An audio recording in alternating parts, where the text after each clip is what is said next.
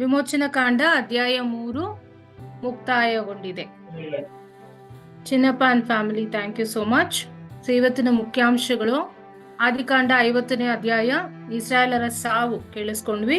So ಅವರು ತನ್ನ ತಂದೆ ಮತ್ತು ಅಜ್ಜನನ್ನು ಸಮಾಧಿ ಮಾಡಿದ ಸ್ಥಳದಲ್ಲಿ ಅವನನ್ನು ಸಮಾಧಿ ಮಾಡಬೇಕೆಂದು ಭರವಸೆ ತೆಗೆದುಕೊಳ್ಳುತ್ತಾರೆ. ಸಹಜವಾಗಿ ಯೋಸೇಫನು ತನ್ನ ತಂದೆಯ ಇಚ್ಛೆಯಂತೆ ನಡೆದುಕೊಳ್ಳುತ್ತಾರೆ. ಇನ್ನೊಂದು ಬದಿಯಲ್ಲಿ ಯೋಸೇಫನ ಸಹೋದರರು ಚಿಂತಿಸುತ್ತಾರೆ. ತಮ್ಮ ತಂದೆಯ ಮರಣದ ನಂತರ ಯೋಸೇಫನು ಅವರಿಗೆ ತೊಂದರೆ ಕೊಡಬಹುದು ಅಂತ ಅವ್ರಿಗೆ ಚಿಂತನೆ ಬರುತ್ತದೆ.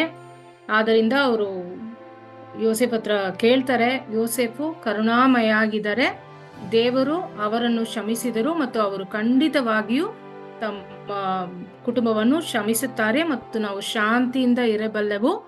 ಇಡೀ ಕುಟುಂಬವನ್ನು ಯೋಸೇಫನು ನೋಡ್ಕೋತಾನೆ.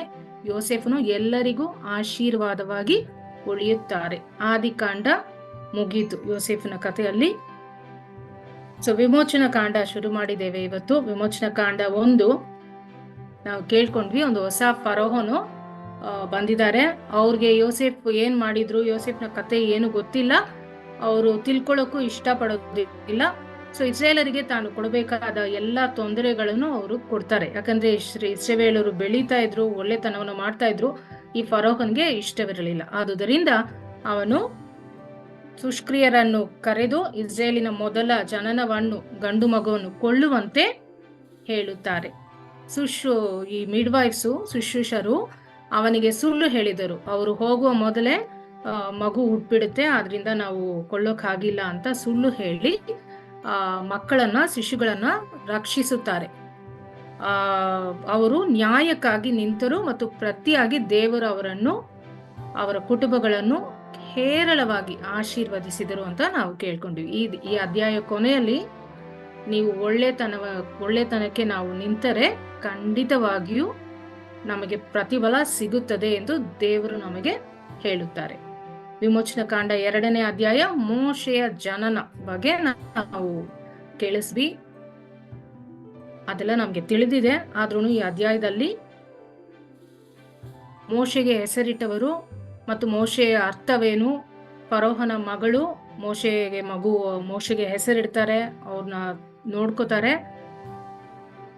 ಅಲ್ಲಿ ಮೋಶೆ ಬೆಳೀತಾರೆ, ಒಂದು ಜಗಳ ಆಗುತ್ತೆ, ಓಡಿ ಹೋಗ್ತಾರೆ, ಮತ್ತೆ ಮದುವೆ ಆಗ್ತಾರೆ. ಜತ್ರೋ ಮನೆಯಲ್ಲಿ ಜಿಫರ್ ಅವ್ರ ಮದುವೆ ಆಗ್ತಾರೆ.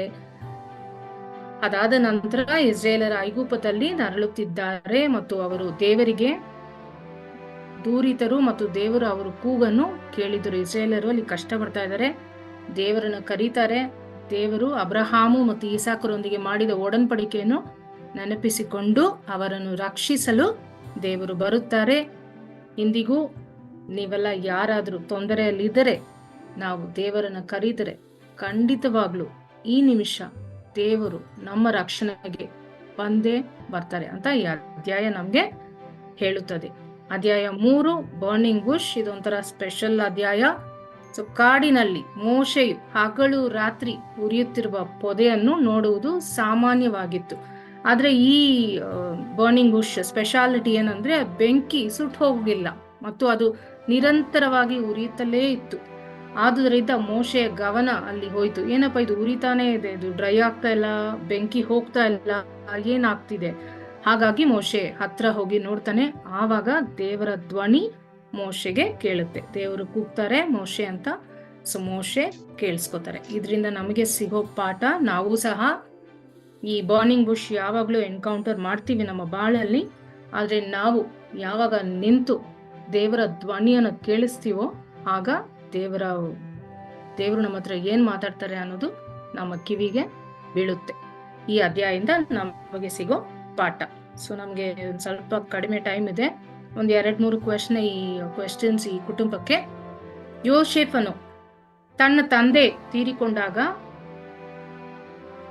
ತೀರಿಕೊಂಡದ್ದು ನೋಡಿ ಹೇಗೆ ಪ್ರತಿಕ್ರಿಯಿಸಿದರು? ಜೋಸೆಫ್ ಹೇಗೆ ರಿಯಾಕ್ಟ್ ಮಾಡಿದ್ರು ಅವ್ರ ತಂದೆ ತೀರ್ಕೊಂಡಾಗ? 50ನೇ ಅಧ್ಯಾಯ 1ನೇ ವಾಕ್ಯ. ಇವತ್ತು ಓದಿದ್ರಲ್ಲ ಕುಟುಂಬ. ಯೋಸೇಫನು ತನ್ನ ತಂದೆ ತೀರಿಕೊಂಡರು, ಅವರಿಗೆ ಮುತ್ತಿಟ್ಟನು. Very good. Yes, next question. ಯೋಸೇಫನು ತನ್ನ ತಂದೆಯನ್ನು ಶವ ಸಂಸ್ಕಾರ ಮಾಡುವಂತೆ ಯಾರಿಗೆ ಆಜ್ಞಾಪಿಸಿದರು? Who did instruct to embalm? 52 ಅಧ್ಯಾಯ 2ನೇ ವಾಕ್ಯ. ಶವದ ಲೇಪಕರಿಗೆ ತನ್ನ ತಂದೆಯ ಶವವನ್ನು ಸುಗಂಧ ದ್ರವ್ಯಗಳಿಂದ ಲೇಪಿಸಿ ಸಿದ್ಧಪಡಿಸಿರಿ ಎಂದು ಅಪ್ಪಣೆ ಕೊಟ್ಟನು. Very good. Next question. ತಮ್ಮ ತಂದೆಯನ್ನು ಸಮಾಧಿ ಮಾಡಿದ ನಂತರ ಯೋಸೇಫನ ಸಹೋದರರು ಅವನೊಂದಿಗೆ ಏಕೆ ಮಾತನಾಡಿದರು? 15ನೇ ವಾಕ್ಯ. ಅವ್ರ ತಂದೆ ಸತ್ತ ನಂತರ ಸಹೋದರರು ಭಯ ಪಟ್ಕೊಂಡು ಅಣ್ಣ ತಮ್ಮಂದಿರು ಆ ಶವದ ಸಂಸ್ಕಾರಕ್ಕಾಗಿ ಅವನ ಜೊತೆಯಲ್ಲಿ ಹೋಗಿದ್ದ ಎಲ್ಲರೂ ಈಜಿಪ್ಟಿಗೆ ಹಿಂತಿರುಗಿದರು. ಸತ್ತ ನಂತರ ಜೋಸೆಫನ ಅಣ್ಣ ತಮ್ಮಂದಿರು, ಜೋಸೆಫನು ಬಹುಶಃ ನಮ್ಮನ್ನು ದ್ವೇಷಿಸಿಯಾನು, ನಾವು ಅವನಿಗೆ ಶಿಕ್ಷೆ ಎಲ್ಲಾ ಹಾನಿಗೆ ಪ್ರತಿಯಾಗಿ ಶಿಕ್ಷಿಸಿಯಾನು ಎಂದು ಅವನು ಭಯ ಪಟ್ಟುಕೊಂಡರು. Very good, correct. ವಿಮೋಚನ ಕಾಂಡ. ದೇವರು ಈ ಮಿಡ್ವೈಫ್ಸ್ ನ ಶುಶ್ರೂಷಕಿಯರನ್ನ ಹೇಗೆ ಆಶೀರ್ವದಿಸ್ತಾರೆ? ವಿಮೋಚನ ಕಾಂಡ 1:21. ನ್ಯಾಯಕ್ಕೆ ನಿಂತಿರಲ್ಲ, ಸೊ ದೇವರು ಇನ್ ರಿಟರ್ನ್ ಅವ್ರಿಗೆ ಹೇಗೆ ಆಶೀರ್ವಾದ ಕೊಡ್ತಾರೆ? ದೇವರು ಅಸೂಲಗಿತ್ತಿಯರಿಗೆ ಒಳ್ಳೆಯದನ್ನೇ ಮಾಡಿದರು, ಅವರಲ್ಲಿ ದೈವ ಭಕ್ತಿ ಇದ್ದುದರಿಂದ ಅವರಿಗೆ ವಂಶಾಭಿವೃದ್ಧಿಯನ್ನು ಉಂಟು ಮಾಡಿದರು. ಎಸ್, ವಂಶಾಭಿವೃದ್ಧಿಯನ್ನು ಉಂಟು ಮಾಡಿದರು. Very good.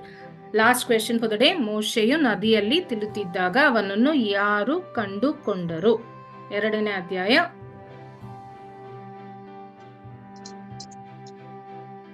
6ನೇ ವಾಕ್ಯ. ಫರೋಹನ ಮಗಳು, ಫರೋಹನ ಪುತ್ರಿ ಸ್ನಾನಕ್ಕಾಗಿ ನದಿಯ ಬಳಿಗೆ ಬಂದು ಇಳಿದು ಬಂದಳು. ಕರೆಕ್ಟ್. ಎಲ್ಲ ಕ್ವೆಶ್ಚನ್ಸ್ ಆನ್ಸರ್ ಮಾಡಿದೀರಾ, ಚೆನ್ನಾಗಿ ಓದಿದ್ರಿ. ದೇವರ ಕೃಪೆ ನಮ್ಮಲ್ಲೆಲ್ಲ ಇರಲಿ. Over to father. Thank you Chinnappa and family and all the families. ತಂದೆಯಾದ ದೇವರೇ, ದಿನ ನೀಡಿದಕ್ಕಾಗಿ ನಿಮಗೆ ಸ್ತುತಿ ಸ್ತೋತ್ರಗಳನ್ನು ಸಲ್ಲಿಸುತ್ತೇವೆ. ನಿಮ್ಮ ವಾಕ್ಯದ ಮುಖಾಂತರ ನಮ್ಮನ್ನು ಪ್ರೇರೇಪಿಸಿದಕ್ಕಾಗಿ ನಿಮಗೆ ಕೃತಜ್ಞತೆಯನ್ನು ಸಲ್ಲಿಸುತ್ತೇವೆ. ಇಂದು ಓದಿದ ಕುಟುಂಬದವರನ್ನು ಹಾಗೂ ಕೇಳಿದ ಕುಟುಂಬದವರನ್ನು, ವಿಶೇಷವಾಗಿ ನಮ್ಮ ಧರ್ಮ ಕೇಂದ್ರವನ್ನು ಅರಸಿ ಆಶೀರ್ವದಿಸಿರಿ.